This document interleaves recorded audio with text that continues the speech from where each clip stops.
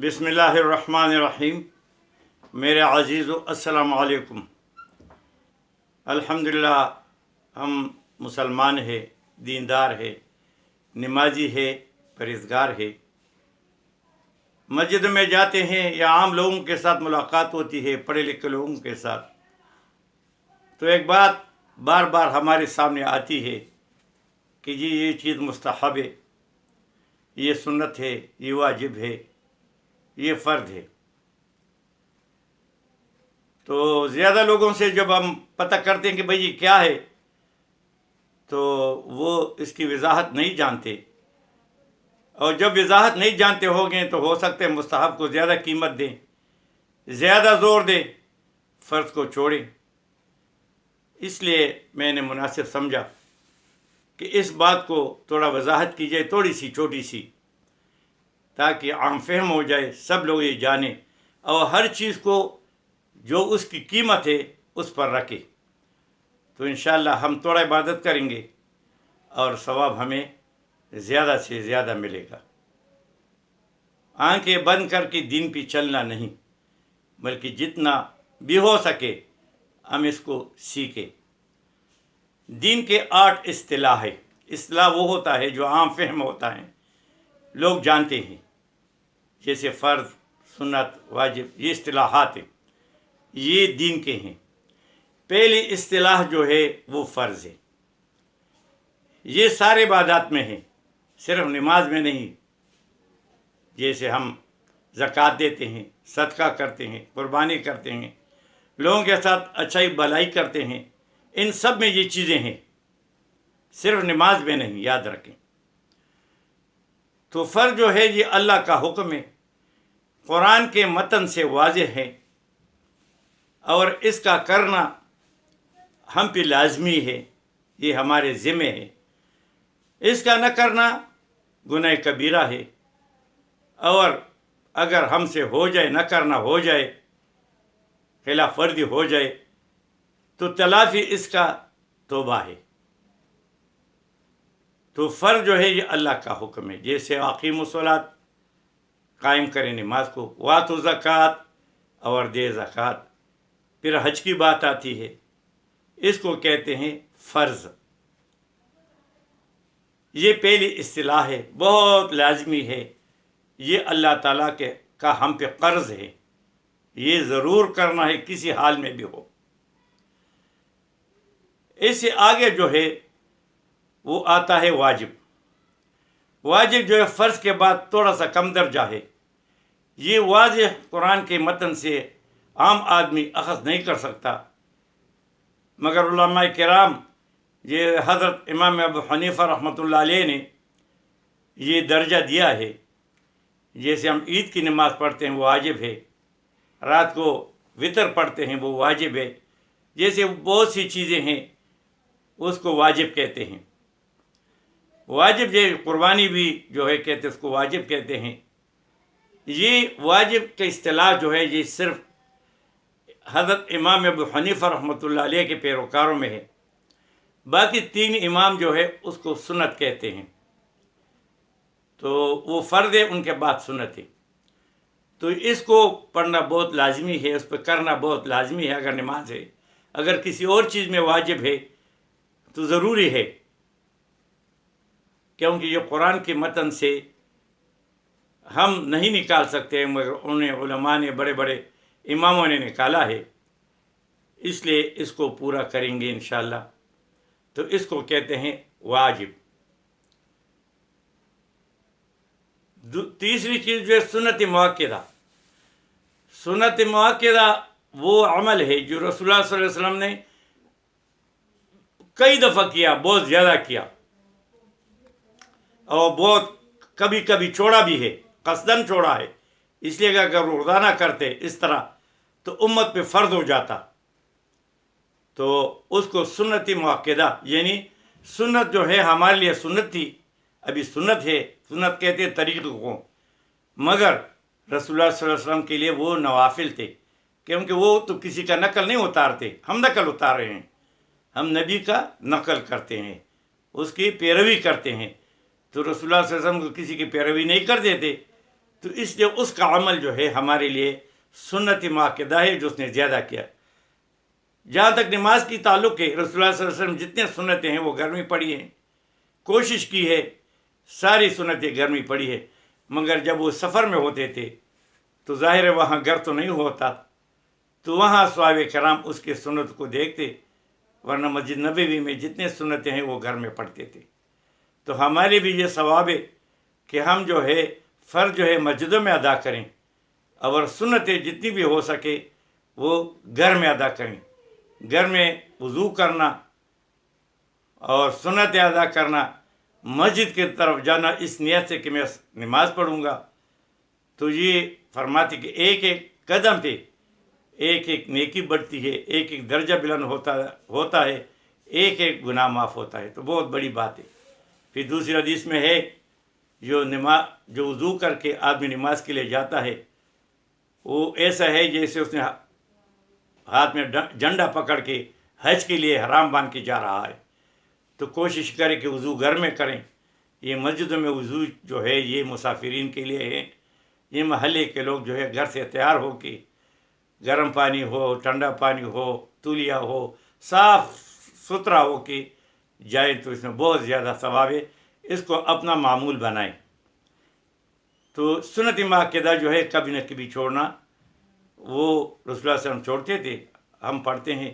اگر کسی وجہ سے ہم نہ پڑھیں تو کوئی گناہ نہیں، اور پڑھے تو رسول اللہ صلی اللہ علیہ وسلم کے پیروی ہے، بہت ثواب کا کام ہے، مگر گناہ کوئی نہیں ہے۔ کسی وجہ سے بھی، کوئی جلدی میں ہے، کوئی سفر میں ہے، کہاں بھی ہے، اگر وہ چھوٹ جائے، ٹائم نہیں ہے، جلدی سے نماز فرض پڑھتا ہے پھر کام کے لیے بھاگتا ہے، تو کوئی گناہ نہیں۔ یہ ہے سنت مؤکدہ۔ اس کے بعد سنت غیر مؤکدہ، چوتھی نمبر پہ سنت غیر مؤکدہ یہ ہے کہ رسول اللہ صلی اللہ علیہ وسلم نے بہت کم پڑھی ہے، بہت کم، اور اس کو ہم نوافل کا کہتے ہیں۔ اگر پڑھ لیا تو ثواب، نہیں پڑھا تو کوئی گناہ نہیں۔ یہ جیسے نفل ہم پڑھتے ہیں، ٹائم ہے، وقت ہے، پڑھو، نہیں ہے نہ پڑھو، کوئی گناہ نہیں۔ تو یہ 4 ہو گئے۔ اس کے بعد 5 اصطلاح جو ہے وہ مباح کا ہے۔ مباح جو ہے ایسا کام ہوتا ہے کرنے سے ثواب نہیں، نہ کرنے سے گناہ نہیں۔ میں کہنا دل چاہتا ہے کہتا ہوں، کوئی ثواب کا کام نہیں کیا، دل نہیں چاہتا نہیں کہتا، کوئی ثواب کا کام نہیں، کوئی عذاب کا کام نہیں کیا، نہ گناہ کیا۔ تو یہ ایسی چیزیں ہیں جو ہم کرتے ہیں، نہیں کرتے، نہ اس میں ثواب ہے نہ کوئی گناہ، اس کو کہتے ہیں مباح۔ یہ تو وہ کام ہو گئے جس کو ثواب کی نیت سے ہم کرتے ہیں اور ہمیں کرنی چاہیے۔ تفصیلاً میں نہیں جا رہا، میں صرف یہ موٹی موٹی بات بتا رہا ہوں، پھر اپنے علماء کے ساتھ بیٹھ کر کے تفصیلاً یا کتابیں پڑھیں تو آپ کو پتہ چل جائے گا۔ صرف اتنی آپ کو پتہ ہونا چاہیے کہ یہ جو اصطلاح ہے اس کو اپنی جگہ پہ رکھ کر کے اس پہ عمل کریں۔ یہ نہیں کہ کوئی چیز مباح ہے ہم اس کو بہت زور دے دیں، کوئی چیز جو ہے نفل ہے بہت زور دے دیں اور فرض کو چھوڑے، ایسا نہیں۔ ہر چیز کی اپنی قیمت ہے اور اپنی جگہ ہے۔ جیسے یہ تبلیغ حضرات مثال دیتے ہیں، 5000 کا نوٹ کا اپنی قیمت، 1000 کا اپنی قیمت، 500 کا اپنی قیمت، 100 کا اپنی قیمت۔ تو انشاءاللہ ایسا کریں گے۔ ابھی جو ہوا 3 چیزیں جو ہے وہ گناہ کی طرف ہے، یہ تو ثواب والا طرف ہو گیا، دائیں طرف ہو گیا۔ اب 3 چیزیں بائیں طرف والی۔ پہلی چیز جو ہے حرام، قطعی حرام، جیسے اللہ نے قرآن میں بار بار فرمایا کہ خنزیر کا گوشت نہ کھاؤ، حرام ہے۔ جس پہ اللہ کے سوا اور کسی کے نام لیا جائے وہ حرام ہے۔ بے شک جانور حلال ہے مگر اس کو حرام ہو گیا، اور دین نے بہت وضاحت اس کی بیان کی ہے، اس کو پڑھنا چاہیے، کسی سے سیکھنا چاہیے۔ اور جیسے زنا کرنا حرام ہے، اور سود جو ہے حرام ہے، قتل کرنا حرام ہے، بہت سی چیزیں حرام میں آتی ہے۔ تو اس سے بچے، اگر کسی وجہ سے ہو جائے تو اس کا ازالہ توبہ سے ہوتا ہے۔ دل سے توبہ کرے کہ پھر ایسا کام انشاءاللہ نہیں کروں گا، اللہ سے توفیق بھی مانگے، تو پھر اللہ تعالیٰ اس کو معاف کر لیتے ہیں۔ اس کو حرام کہتے ہیں۔ اور اگر کوئی یہ کہے کہ یار یہ کون سی بات ہے، ایسی بات ہے، استغفر اللہ، تو کفر میں وہ کفر کی طرف جاتا ہے۔ اس لیے گناہ ہے، کفر کی طرف جانا نہیں چاہیے۔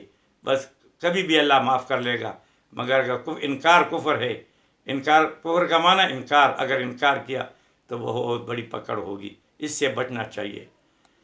پھر مکروہ تحریمی، یعنی وہ مکروہ، وہ بری چیز جو حرام کی طرف لے چلے۔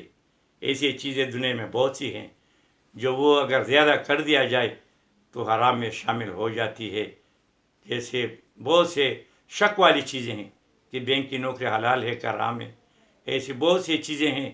بھائی اس چیزوں کو تحقیق کریں، اور یہ زندگی جو ہے یہ تھوڑی ہے، آخرت میں جانا ہے، یہاں کا فائدہ بھی تھوڑا، یہاں کا غم بھی تھوڑا، یہاں کی خوشی بھی تھوڑی، مگر موت آنے کے بعد، قبر میں جانے کے بعد پھر مسائل شروع ہو جائیں گے، اس لیے ابھی سے سوچنا چاہیے۔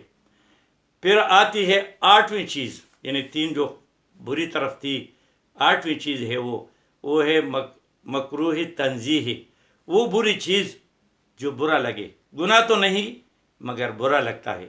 مثال کے طور پر مجلس میں بیٹھے ہو، یہ معاشرے کی چیزیں ہیں، معاشرے میں بیٹھے ہیں تو ناک میں انگلیاں ڈالتا ہے، دانتوں میں آگے عجیب قسم کا حرکات کرتے ہیں، ایسی فضول قسم کے لوگ پریشانی، یہ ہنس رہا ہے، یا ایسی گالیاں بکتا ہے، ایسی فضول قسم کی باتیں کرتا ہے، بہت سی چیزیں بے جگہ، ایسی جگہ نہیں ہے وہاں تھوکتا ہے، تھوکتے لوگوں کو برا لگتا ہے، یا کپڑے ایسے بے ڈنگے پہنے ہیں کہ لوگوں کو نظر آئے تو برا لگے۔ بہت سی چیزیں مکروہات ہیں، اس سے بھی بچنا چاہیے۔ معاشرے کی بری چیزیں اگرچہ اللہ کی طرف سے اس پہ پکڑ نہیں، مگر پھر بھی معاشرے میں یہ چیزیں اچھی نہیں لگتی، اس لیے اس سے بچنا چاہیے۔ میرا عزیزو، یہ بات میں نے اس لیے کہی کہ آج چند ساتھیوں کے ساتھ بیٹھا رہا، بڑے پڑھے لکھے لوگ تھے، اور پھر میں نے اس کو یہ اصطلاح ویسے بات کی کہ بھائی یہ مستحب کیا ہے، تو ان کو کوئی پتہ نہیں چلتا کہ مستحب کیا ہے، یہ کیا ہے، مستحب ثواب والا کام ہے بس۔ تو یہ چیزیں اس لیے میں نے تفصیل سے بتا دی کہ آپ لوگ اس کی تحقیق کریں۔ زندگی تھوڑی ہے مگر بہت قیمتی ہے، اس تھوڑی سی زندگی میں، تھوڑے تھوڑے وقت میں، 5 منٹ 1 منٹ میں ہم آخرت کی زندگی جو ہزاروں کروڑوں اربوں سال ختم نہ ہونے والی ہے، یا اس کو ہم سنوار رہے ہیں یا بگاڑ رہے ہیں، یہ ساری چیزیں ہم کرتے ہیں، بہت سی چیزیں ہم کرتے ہیں، مگر دین میں اس کی کوئی جگہ نہیں، اس سے بچنا چاہیے۔ سیکھ کے کام کرے، اٹکل سے کام نہیں چلانا۔ دنیا کے 10 روپے کی چیز میں لیتا ہوں، 3 دکانوں میں پھرتا ہوں کہ مجھے چیز بھی سستی ملے اور اچھی ملے، کوئی دھوکہ نہ دے، تو بھائی وہ تو آخرت کی بات ہے۔ آخرت کی بات کے لیے تو ہم کسی کے ذمہ نہیں ڈالتے کہ فلانا ہمیں دعا دے گا تو یہ کامیاب ہوں گے، فلانا یہ کرے گا، نہیں جی، محنت اپنے لیے کرنی ہے۔ وما علینا الا البلاغ۔